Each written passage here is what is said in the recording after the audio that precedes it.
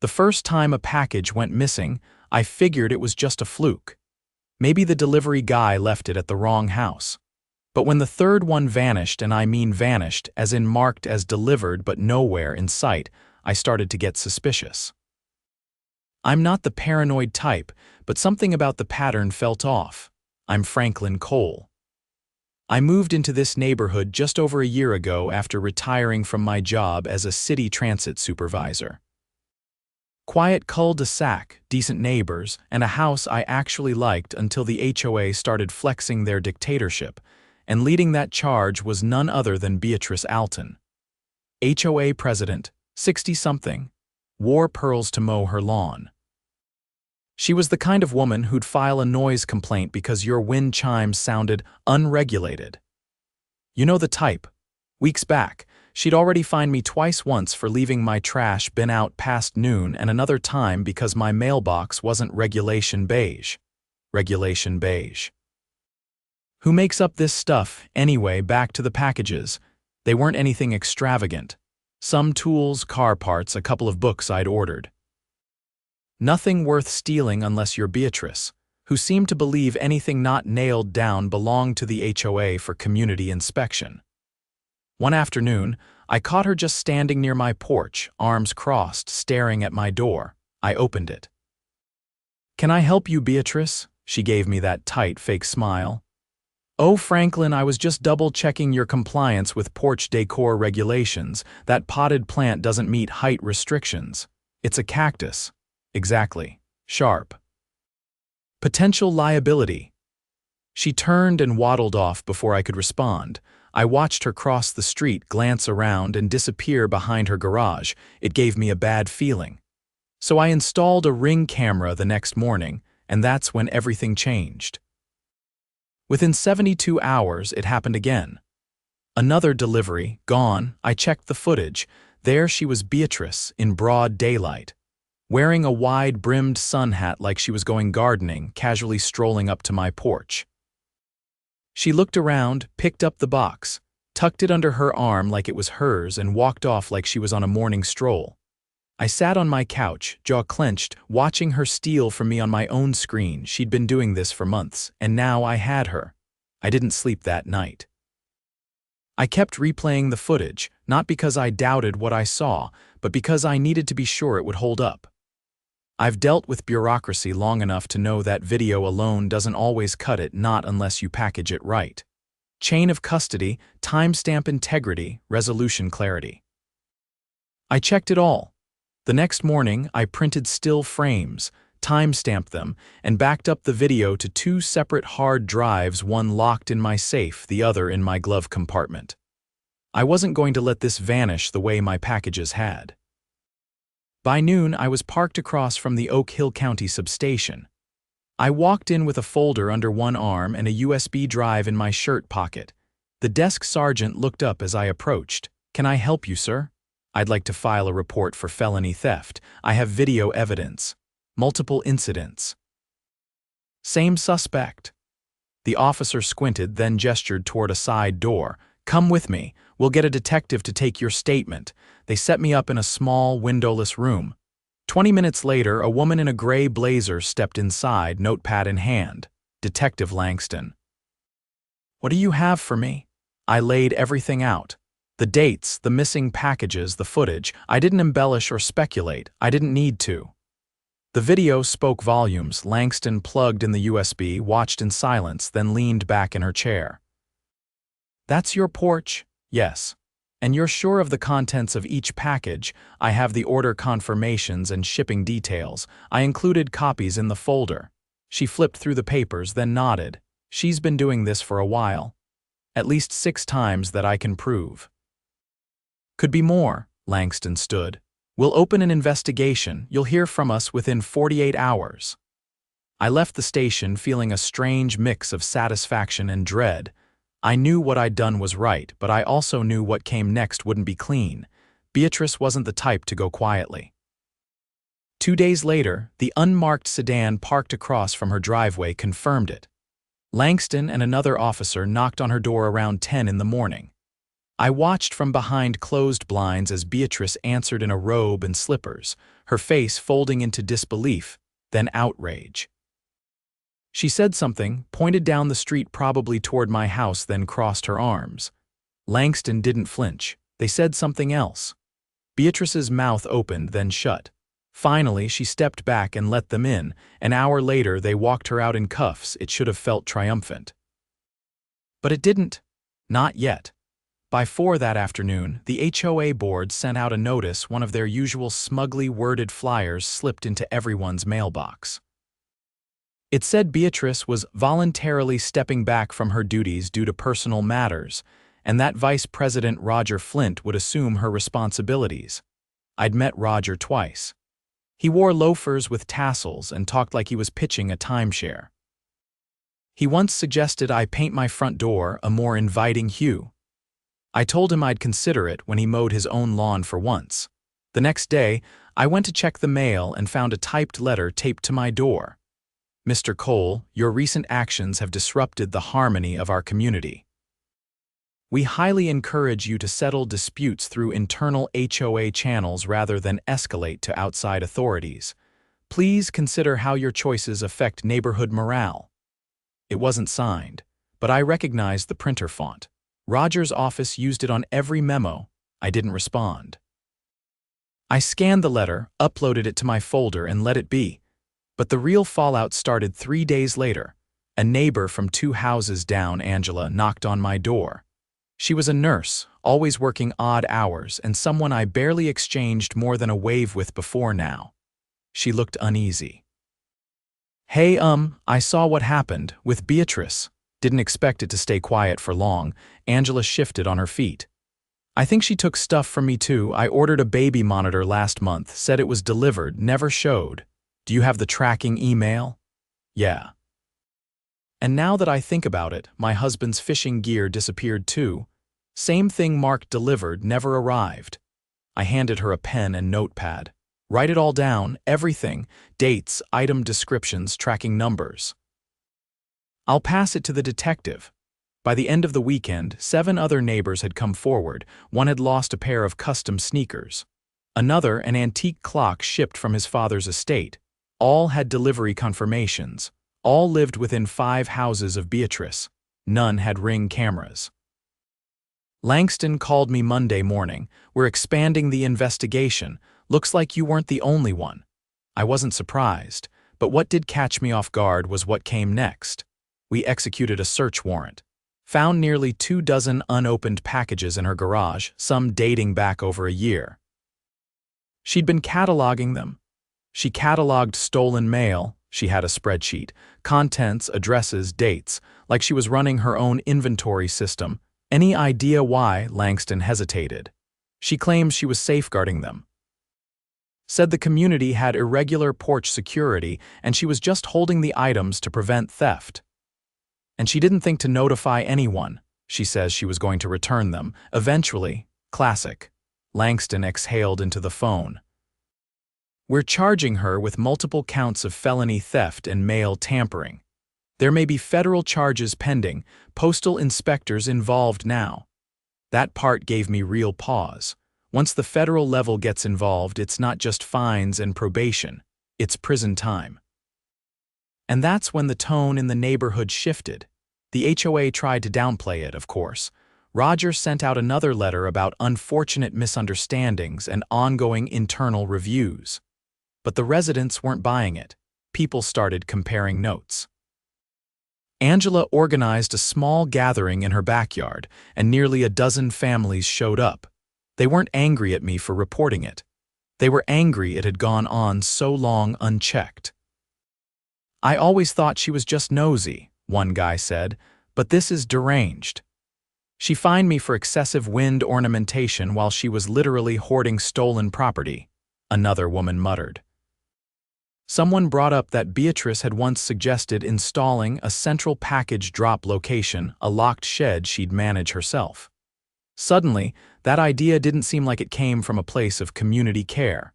The best part, one of the neighbors, Janice, had a brother who worked at the local paper. Within 3 days, an article hit the front page. HOA president arrested for porch piracy scheme, residents outraged. The picture was perfect. Beatrice in handcuffs, mid-shout, eyes wide as saucers. That's when it really unraveled for the HOA. A group of residents filed a petition to audit the association's finances. Turns out, Beatrice had been reimbursing herself for decorative improvements that no one had ever approved: fake flower beds, overpriced banners for seasonal events, even a new office chair that was delivered to her house but charged to the community fund. Roger tried to deny knowledge, but his signature was on half the reimbursement requests. By the end of the month, both of them were out. The board dissolved temporarily, pending a complete overhaul. Residents voted to form a temporary committee to review bylaws and rewrite sections with actual oversight mechanisms. As for me, no more fake fines. No more passive-aggressive letters, and every package I've ordered since has arrived safely. Funny how quickly things change when the queen of the castle gets caught with her hands in everyone's mailbox. The first board meeting after Beatrice and Roger were ousted took place in the community rec center, an awkward, echoey room with folding chairs and a podium that looked like it was stolen from a church basement. It had been hastily organized by the interim committee, a mix of people who'd never bothered to attend meetings before but were suddenly very interested in how things got done. I arrived early, mostly out of curiosity, but also to make sure a certain type of nonsense didn't try to slither back in through the cracks. The room filled quickly, more residents than I'd ever seen at anything HOA related.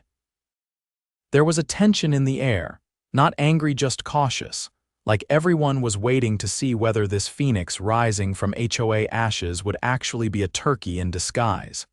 Angela sat beside me, flipping through a printed packet. "Did you see the spreadsheet they found on her desktop?" "Which one?" I asked.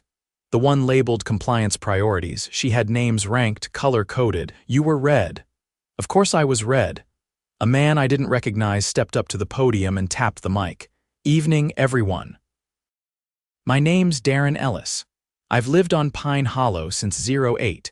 Y'all might know me from the 4th of July cookout. I'm the one who grills the bratwursts." A few polite chuckles rippled through the crowd. "I've agreed to chair the interim committee while we rework the bylaws and elect a proper board." "We're not here to point fingers. We've got enough of that going around already. We're here to fix what was broken." He paused, flipping to a second sheet. "We've reviewed 2 decades of HOA documents, most of it's standard, but a few things. Well, let's just say we've uncovered some behavior that's going to require outside attention." He nodded to a woman seated off to the side, glasses, tablet in hand, not part of the usual neighborhood crowd. "This is Inspector Mallory Reams. She's with the county's Office of Community Oversight. We called her in to help us separate tradition from illegality." Reams stood, adjusting her blazer. "We've confirmed that at least 4 financial transfers from the HOA's discretionary fund were routed through personal accounts, not reimbursements, actual redirections of dues money. And we found a second ledger, handwritten, not disclosed, logging special enforcement fees. None of those were ever deposited into the HOA bank account." The room went quiet, no coughs, no shifting in seats, just stunned stillness. Angela leaned toward me. "What the hell's a special enforcement fee?" Reams continued. "They appear to be fabricated fines, issued selectively.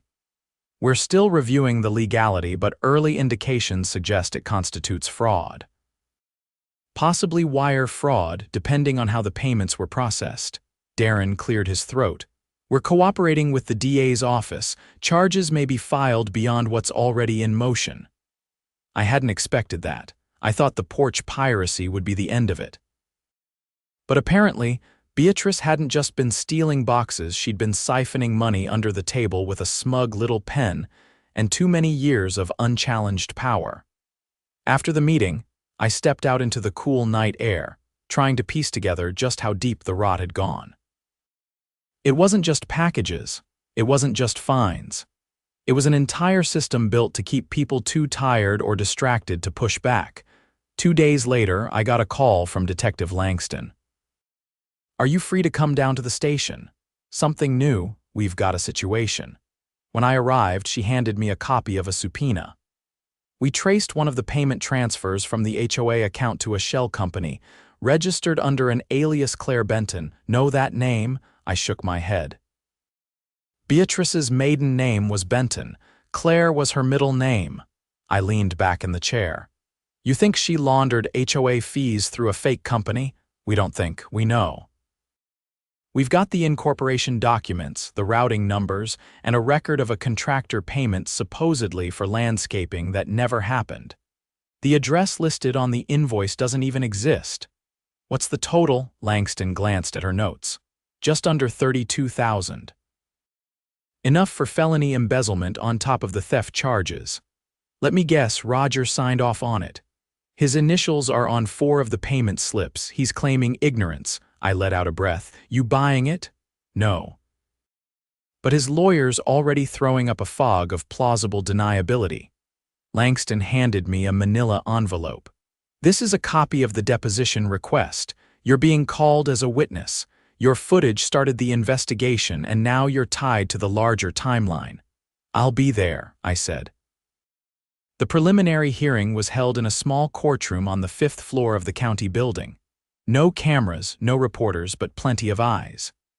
Beatrice sat at the defendant's table, her hair perfectly styled, makeup flawless, wearing a white blouse like it was some kind of purity shield. Roger sat 2 seats over, sweating through his collar. The prosecutor, a sharp-jawed woman named Avery Mendez, laid out the opening like a slow burn. She didn't start with the packages. She started with the money. The defendant systematically abused her position of authority to enrich herself and punish dissent.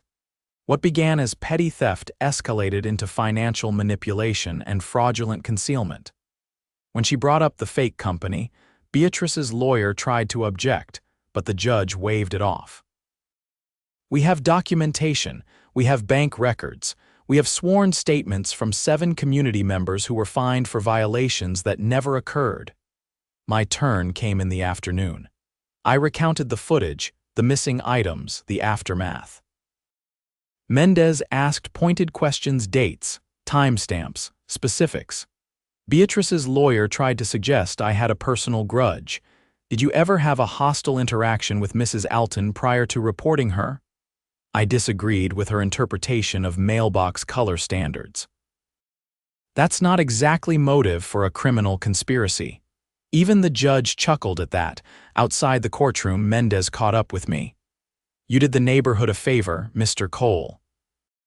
Most people ignore things like this until it's too late. I didn't expect it to go this deep. It usually does. Power without oversight tends to attract people who think rules don't apply to them. Back home, the ripple effects were still spreading. A community vote dissolved the old fine system entirely. All previous violations were wiped from record. Dues were reduced for the next quarter to offset the overcharges.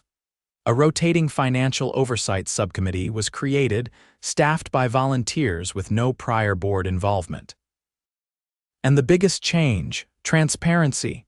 Every meeting was now live-streamed, every expenditure posted publicly. The new bylaws were rewritten from scratch, focusing on homeowner rights, not restrictions. Angela ended up on the policy review team. I helped draft the new dispute protocol, making sure no one would ever have to deal with veiled threats or unsigned letters again. Beatrice pled guilty to reduced charges, mail theft and embezzlement, with a plea agreement that required full restitution and a 5-year probation period. She moved out 2 weeks after sentencing. Her house went up for sale. The listing didn't mention the history. Roger resigned from everything. Word had it he moved in with his brother in another county. No one seemed to miss him. In the end, the neighborhood didn't just recover, it evolved. People who'd never spoken beyond a wave now traded gardening tips and watched each other's kids. Block parties became monthly events, not just holiday obligations. And for the first time in a long while, people felt like they actually owned the place they lived in. As for me, I kept the Ring camera. Not because I expected more trouble, just because I liked the peace of mind. And every time I open my front door to find a package waiting exactly where it should be, I couldn't help but feel something I hadn't felt in months: relief. Not just because the thief was gone, but because the system that let her thrive, that was gone too. I was replacing the doorbell chime in my foyer when a knock interrupted. I opened the door to find a man in a tailored brown suit, short cropped salt and pepper hair, and the kind of perfectly neutral expression that screamed government. He held a badge just long enough for me to read it. "Mr. Cole, I'm Special Agent Darren Phelps, U.S. Postal Inspection Service." "Mind if I come in?" I stepped aside, gesturing to the living room. "I assume this is about the HOA case." He sat carefully on the edge of the couch, pulling out a thin black folder. "Correct. We've been reviewing the financial trail in conjunction with the county's findings. There's more to this than misused funds and stolen parcels." I raised an eyebrow. "How much more?" "Enough that we've initiated a joint task force with the State Financial Crimes Division. What you uncovered was the surface. We have reason to believe the HOA under Mrs. Alton's leadership was laundering funds through a front network small but structured." I leaned forward. "You're saying it wasn't just her?" He nodded once. "There were at least 3 others involved. 2 served on the Architectural Review Committee. One was a part-time accountant hired by the HOA 5 years ago. All the payments labeled as seasonal maintenance were filtered through shell entities, then cashed out under aliases. They used fake invoices, false addresses, and even forged vendor signatures." I stood, pacing slowly. How did no one catch this sooner? They kept the numbers low, always under reporting thresholds that would trigger audits. It's a technique we've seen before: fraud by drip. But your footage started a paper trail. Once we had probable cause, the rest began to unravel. I crossed my arms. "So what now?" Phelps closed the folder. "We've issued federal indictments for all 3. Mail theft, wire fraud, conspiracy to commit fraud, and structuring financial transactions to evade reporting requirements. They'll be arraigned next week. Your testimony will be essential, both for the theft charges and for establishing the timeline that led us here." Before he left, he handed me a subpoena with an embossed seal and a case number. I stared at it for a moment, then tucked it into a drawer. That night, I received a call from Angela. Her voice was quieter than usual. "They froze the HOA's account today, every cent, even the reserve fund." "What's that mean for us?" "No landscaping, no pool maintenance, no community center events. Everything's suspended until the state appoints a financial conservator." I paused. "That's going to hit harder than people realize." "I know, but it had to happen." The next morning, the neighborhood looked different. The landscaping crew never showed. The sprinklers didn't run. Weeds sprouted along the median strip, and someone left a note on the rec center door: "Closed until further notice by state order." Some residents were frustrated, others relieved. The illusion had shattered, and now the reality of what had festered underneath was visible in the overgrown hedges and peeling paint. A week later, I found myself in a federal courtroom: polished wood, high ceilings, and a silence that felt like it could swallow you whole. Beatrice sat at the far end, expression unreadable, lawyers flanking her like a wall. The other 3 defendants arrived separately, avoiding eye contact with everyone.